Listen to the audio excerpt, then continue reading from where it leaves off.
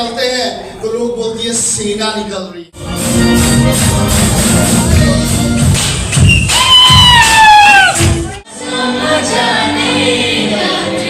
जिनके पास दुनिया का सबसे ऊंचा पहाड़ है, लेकिन दिल उससे भी ज्यादा ऊंचा। ये वो लोग नेपाली तरह से देना चाहूंगा। सब पहले जय मसीह। What a joy to be here as a body of Christ। पहले मैं प्रभु का धन्यवाद दूंगा, उसके बाद कल्चर को स्टार्ट करूंगा। नेपाल सुविख्यात एक देश है जिससे हमारे भारत के अंदर आप प्रथम सेना को देखते हैं, जीआर रेजिमेंट। भारत के इतिहास में नेपालियों का बहुत बड़ा योगदान रहा है। नेपाली आर्मी से लेकर नेपाल कभी अपने आप को किसी के हाथ में नहीं दिया, लेकिन उसने बहुतों को दूसरे के हाथ में देने से बचा लिया। नेपाल की जो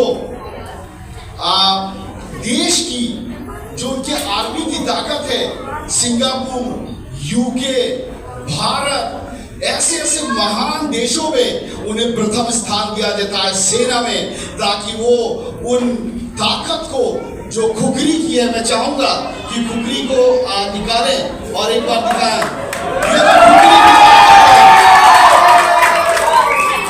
सेकेंड वर्ल्ड वॉर में इस खुकरी की वजह से कितने जो युद्ध है वो जीते गए, और इसका एक महत्व क्या है, ये नेपालियों की आन बान और शान है। और सबसे बड़ी बात, इसको रखने के लिए आपको लाइसेंस की जरूरत नहीं है। ये एक ऐसा हथियार है जो गले में कट जाए तो दोबारा आप स्टिच नहीं लगा सकते उस पे, और बहुत खतरनाक हथियार है। और इसीलिए हम सिर्फ एक सामान्य लोग ही नहीं, सिर्फ लोग नहीं निकल रहे हैं। तो मैं धन्यवाद देना चाहता हूँ। मैं भारत के उन राज्यों को याद करना चाहूंगा, सिक्किम है, हिमाचल है, जो लगभग पहाड़ों की वादियों से एक दूसरे को जोड़ते हैं और इस बात का एहसास दिलाते हैं कि पहाड़ियों की रानी चाहे मसूरी हो, चाहे नेपाल का सर्वोत्तम ऊंचा हिमालय पर्वत हो, ये एक बात को दर्शाता है कि हम एक साथ चलते रहेंगे वतन को लेके। और मैं इस बात का धन्यवाद देना चाहता हूं मेरे नेपाल देश के लिए और लोगों के लिए कि यहाँ की जो सबसे उत्तम बात है वो है कि एक दूसरे का आदर करना। वो हर कल्चर में है, बट मैं एक बात कहूंगा, मैं नेपाल गया मिनिस्ट्री के लिए, मेरे साथ एक आर्मी ऑफिसर था, मुझे पता नहीं चला 6 दिन तक वो मेरी सेवा करते रहे, मेरे शूज उठाते रहे, मेरे बैग उठाते रहे पहाड़ों पे।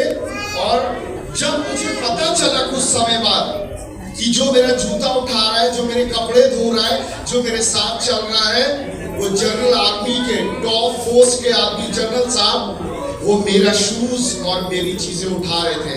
और ये बात को देख के मेरा दिल भर गया। ये है नेपाल और उनकी मान्यता। वो अपने पोस्ट को नहीं देखते प्रभु के दासों के सामने।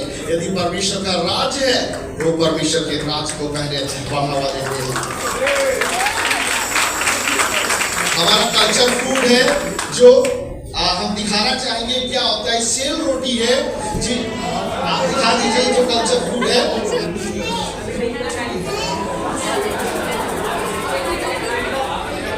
ये है सेल रोटी।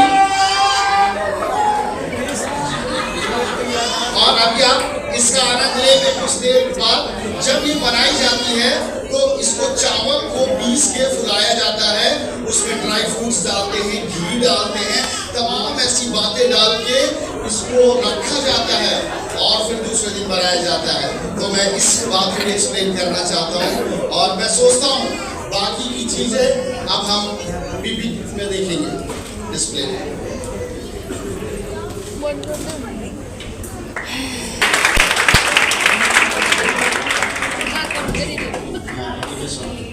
एक छोटा सा सॉन्ग है जो हम लोग इस गाने को गाना चाहते हैं। 2 लाइन का है, मैं इसका मतलब आपको बता देता हूँ। इस गाने का मतलब है कहां तक जाने वाले यात्री हैं, मनुष्य यात्री, जो ऊपर वाले ने क्लियर किया है। और ये रास्ता एक स्वर्ग की तरफ जाता है, एक नरक की तरफ जाता है। ये समय आपके पास है और ये मौका आपके पास है कि किस रास्ते को आप चुनना चाहेंगे। तो ये छोटा सा 2 लाइन का गाना है और हम लोग इस गाने को मिलके गाना चाहेंगे।